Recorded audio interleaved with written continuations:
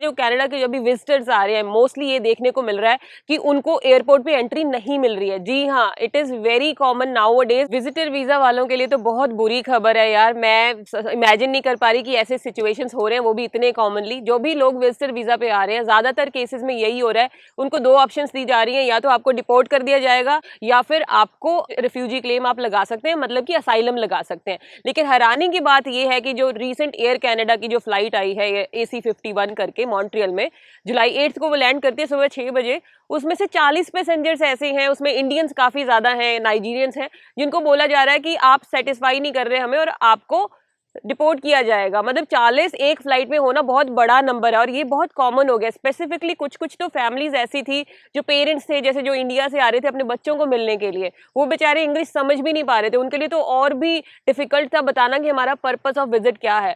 तो ये चीजें काफी ज्यादा हो रही है। इस वीडियो में इसी के बारे में बात करेंगे कि क्यों विजिटर वीजा वालों को डिपोर्ट किया जा रहा है, क्यों विजिटर वीजा वालों को एंट्री नहीं मिल रही, क्यों उनको रिफ्यूजी लगाने के लिए बोला जा रहा है, इस बात में कितनी सच्चाई है और आप क्या कर सकते हैं, ये सबसे ज्यादा इंपॉर्टेंट बात है। चाहे आप विजिटर वीजा पे आ रहे हैं, चाहे आपके पेरेंट्स आ रहे हैं, मेक श्योर ये वीडियो आप उनके साथ जरूर शेयर करें, क्योंकि ऐसा नहीं है कि वो बेचारे यहाँ पे और यहाँ पे आके उनको एंट्री ना मिले। तो इस वीडियो में हम वो भी चीजों की बात करेंगे कि आप क्या कर सकते हैं to make sure you satisfy the requirements to enter into Canada, और also will talk about refugee process as well, कि वो प्रोसेस क्या होता है अगर आप यहाँ पे आके रिफ्यूजी लगाते हैं तो उसको कैसे करना है। चलो जी, without any further ado let's start. So news के बारे में तो मैंने आपको इंट्रोडक्शन में ही बता दिया, अब हम थोड़ा सा डिटेल में डिस्कस करेंगे कि ये प्रोसेस क्या होता है और इशू कहाँ पे आ रहा है, right, so that you understand the entire scenario. सबसे पहले क्या होता है, जब आपको वीज़ा मिलता है, आपको वीज़ा मिल जाता है, स्टैंप हो जाता है, इसका मतलब ये है कि आप कनाडा आ सकते हैं। लेकिन आपकी एक और कंडीशन बची हुई होती है कि कनाडा आके भी आपने पोर्ट ऑफ एंट्री पे अपने आप को ये शो करना है कि येस यू आर अलाउड। जो भी आपने रीजंस दिए हैं जब आपने वीज़ा अप्लाई किया था, आपकी पर्पस ऑफ विजिट क्या है, आपकी इन्विटेशन लेटर अगर किसी ने भेजा है, आप किस रीज़न की वजह से आ रहे हैं, आपकी आइटिनरी, ये सारी चीज़ें वहाँ पर जब आप लैंड करते हैं पोर्ट ऑफ एंट्री पे, तो आपको एक असेसमेंट आती है। जब आप लैंड करते हैं कंप्यूटर पर आप देते हैं येस नो क्लिक करते हैं, राइट, तो उस येस नो के बिहाफ पे आपको इमिग्रेशन वीजा ऑफिसर के साथ बात करनी पड़ती है। उनके पास आप जाते हैं और उनको सेटिस्फाई करते हैं जो भी आपको वो क्वेश्चन पूछते हैं। अब इशू कब आ जाता है, जब आपके कई पैसेंजर्स के साथ क्या हो रहा है कि उनको जो वीजा उन्होंने लगवाया है किसी कंसल्टेंट से, मान लीजिए, उनको यही नहीं पता कि प्रूफ ऑफ फंड्स कितने शो किए हैं, हमारा पर्पस ऑफ विजिट कैसा है, कितने टाइम हमने यहाँ पे रुकना है। तो कुछ केसेस में तो यही होता है कि स्ट्रेट अवे पता लग जाता है जो वीजा ऑफिसर है कि भाई मैच नहीं हो रहा, कुछ तो दाल में काला है। जब ऐसा पता लगता है तो वो क्या करते हैं, अप्रूव नहीं करते, एंट्री परमिट नहीं करते, एंट्री डिनाई करते हैं, और फिर वो उनको बोलते हैं कि हम आपको एंट्री नहीं दे सकते based on this mismatch of the जो भी आपके आंसर्स हैं, और आप सेटिस्फाई नहीं करते जो भी है एंटर होना कनाडा में, जो हमारे क्वेश्चंस हैं उनके बिहाफ पे।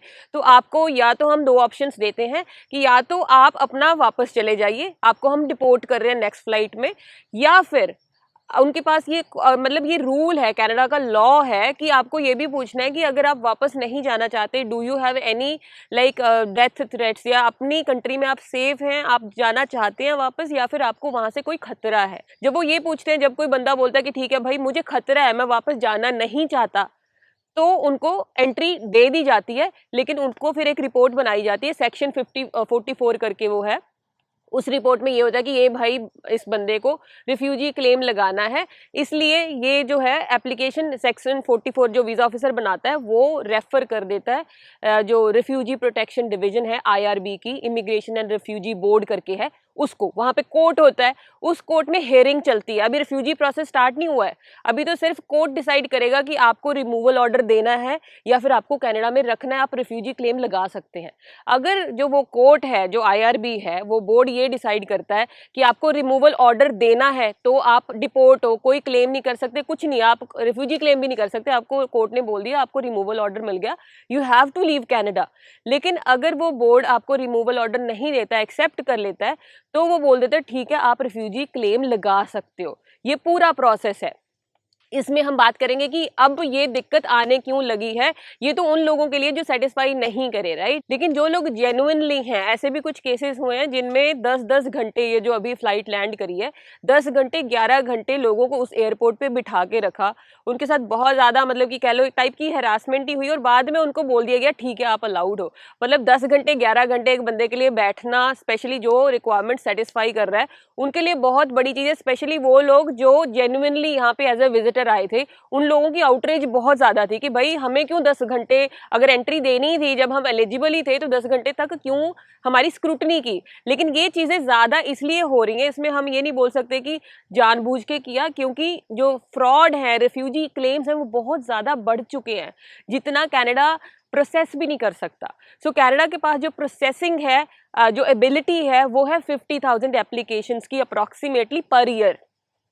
तो पर ईयर इतने ही कर सकता है, लेकिन आप मानोगे नहीं, लास्ट ईयर 1,50,000 समथिंग, मतलब 1.5 लाख एप्लीकेशन रिफ्यूजीज की आई 2023 में, जो कि 3 गुना ज़्यादा है as compare to the actual capacity. मतलब जो फाइल प्रोसेस करने में, मतलब ये जो कोर्ट जो हियरिंग करता है उसको 1 साल लगता था, अब उसको 3 साल लगेंगे, क्योंकि इतनी एप्लीकेशंस आ चुकी हैं। अब आप मानोगे नहीं, 2024 में ऑलरेडी इतनी ज़्यादा 50,000 एप्लीकेशन फर्स्ट क्वार्टर में ही आ गई हैं। तो 50,000 फर्स्ट क्वार्टर में आ गई हैं, आप हिसाब लगाइए, 4 क्वार्टर होते हैं, 2 लाख का तो एस्टिमेट इस साल हो भी गया है। 2 लाख का सिर्फ एस्टिमेट है, इससे भी ज़्यादा रिफ्यूजी क्लेम की आशंका है। मीन्स माना जा रहा है कि 2.5 से 3 लाख, जो लास्ट ईयर का नंबर था उससे भी डबल। तो आप मान लीजिए जो 3 साल तक की प्रोसेसिंग तक टाइम पहुंच गया है, ये 5 साल तक भी पहुंच सकता है। ज़्यादा एप्लीकेशंस की वजह से जेन्युइन केसेस भी सफ़र कर रहे हैं। सो आपको क्या करना है, ये सबसे ज़्यादा इंपॉर्टेंट है। ये तो सिचुएशन थी कि हो क्या रहा है, लेकिन आपको क्या करना है, सबसे पहले जब आपके पेरेंट्स आ रहे हैं या फिर आप खुद आ रहे हो, पहले पेरेंट्स वाला क्लियर करते हैं, क्योंकि वो बहुत आ रहे हैं समर में। तो उनको ना अपना पीआर कार्ड, अपना जो वर्क परमिट, स्टडी परमिट, वो इन्फॉर्मेशन दे के रखो। आप कहाँ पे रह रहे हैं, एग्जैक्ट एड्रेस, आपका कोई आईडी प्रूफ, आपका पर्पस ऑफ विजिट, हो सकता है रिटन में लिख के उनको बोलो कि प्रिंट आउट निकाल के वो सारे डॉक्यूमेंट्स उनको दे के रखो। अगर वो इंग्लिश में भी कोई प्रॉब्लम आती है, एटलीस्ट वो शो कर पाए कहाँ जा रहे हैं, आप कब पीआर हुए, आप कहाँ रहते हो, ये सारी चीज़ें उनको पता होनी चाहिए। ऐसा नहीं कि थोड़ा आइडिया नहीं है उनको, तो वहाँ पे फिर थोड़ा सा कंफ्यूज हो जाता है बंदा, प्रॉब्लम आ जाती है। और दूसरा अब केस है जब आप खुद विजिटर वीज़ा पे आ रहे हैं, आपने क्या करना है, आपकी सारी आइटनरी प्लान होनी चाहिए। आप कहाँ रुक रहे हो, किसके पास रुक रहे हो, कहाँ कहाँ घूमने जाना है आपने, कब आपने वापस जाना है, आपके स्ट्रॉन्ग टाइज क्या हैं बैक होम इंडिया में, वापस आप कब जाने वाले हो, आपके बैंक में कितना पैसा है, कितने प्रूफ ऑफ फंड आपने शो किए हैं, ये सारी चीज़ें मैच करनी चाहिए जो आपकी फाइल में लगी हैं। ऐसा नहीं कि आपकी फाइल में आपको पता ही नहीं है कुछ, खुद से लगाई होगी तो आपको पता होगा, खुद से नहीं लगाई है, कंसल्टेंट ने लगाई है, तो ये सारी इन्फॉर्मेशन लेके आओ। तो ये बहुत ज़्यादा ज़रूरी है आपके लिए। अगर आप ये क्वेश्चंस क्लियर कर लेंगे तो आपको कोई डिनाई नहीं कर सकता, क्योंकि वैलिड ग्राउंड पे they are just following the rules. जो रूल्स हैं वो सिर्फ वही क्वेश्चन पूछ रहे हैं जो उनके लिए अलाउड है। आप वो सही सही से आंसर देंगे, then no one can deny an entry to you, you can easily enter. It's not like कि जानबूझ के आपको डिपोर्ट किया जा रहा है, जानबूझ के असाइलम के लिए बोला जा रहा है। असाइलम पूछना is a part of the process. वो आपको पूछेंगे आपको डिपोर्ट करने से पहले कि आपको कोई दिक्कत तो नहीं है। अगर आप बोलेंगे हाँ दिक्कत है, तभी आप रिफ्यूजी लगा सकते हैं, और आपकी मर्जी से ही रिफ्यूजी लगाएगी, कोई आपको फोर्स नहीं कर रहा रिफ्यूजी लगाने के लिए। सो अब बात करते हैं कि रिफ्यूजीज जो क्लेमेंट्स है वो इतने ज़्यादा इंक्रीज हो गए हैं। सो बहुत बड़ा नंबर इंक्रीज स्टूडेंट्स में भी हुआ है, जो अभी यहाँ पे स्टूडेंट्स हैं वो भी रिफ्यूजी क्लेम्स लगा रहे हैं। नॉट जस्ट स्टूडेंट्स, ये सिर्फ इंडिया की बात नहीं है कि इंडिया से जो लोग आ रहे हैं वो रिफ्यूजी लगाते हैं। बहुत ज़्यादा कंट्रीज़ हैं, पहले मैक्सिको से बहुत ज़्यादा रिफ्यूजी लगाते थे, अब जो है बांग्लादेश से काफ़ी बड़ा नंबर है। देन और भी कंट्रीज़ हैं जो आप लिस्ट देख सकते हैं, मैं आपके साथ शेयर कर दूंगी। It's not up to date, ये लिस्ट अवेलेबल है, यहाँ पे आपको पता लग जाएगा कितनी एप्लीकेशंस कौन सी कंट्री वाले लगा रहे हैं और कितनी एक्सेप्ट हो रही है, रिजेक्ट हो रही है, राइट।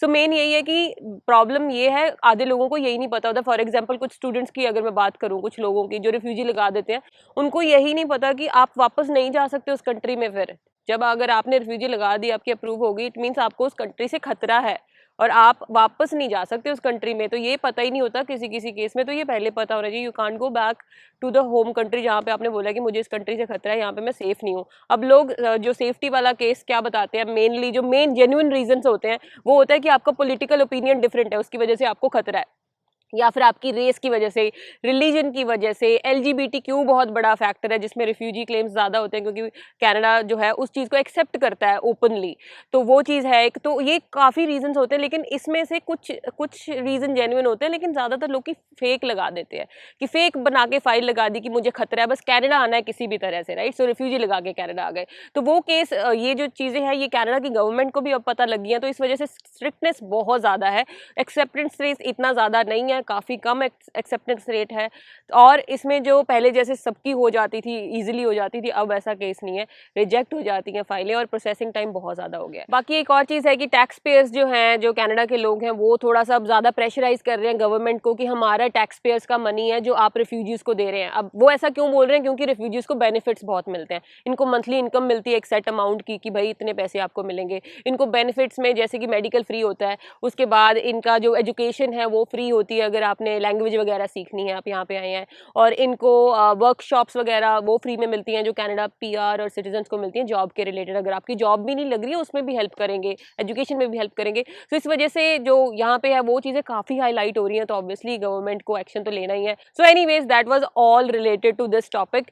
सो आई होप ये वीडियो आपको अच्छी लगी होगी। मेन यही है कि आप ध्यान रखना आपने कैसे अपने जो वीज़ा ऑफिसर को सेटिस्फाई करना है, वो मैंने आपको पहले बता दिया। अपनी पूरी तैयारी के साथ आओ, कोई डरने की जरूरत नहीं है। अगर आप जेन्युइन केस है, आपके पास सारी चीज़ें आपके पास हैं, आपके पास डॉक्यूमेंट्स हैं, then you shouldn't be worried. But ये है कि अपनी पूरी तैयारी करके आओ। आई होप ये वीडियो आपको अच्छी लगी होगी। वीडियो अच्छी लगी है तो प्लीज़ लाइक ज़रूर करना और चैनल को ज़रूर सब्सक्राइब करना अगर आप पहली बार चैनल पे आए हैं।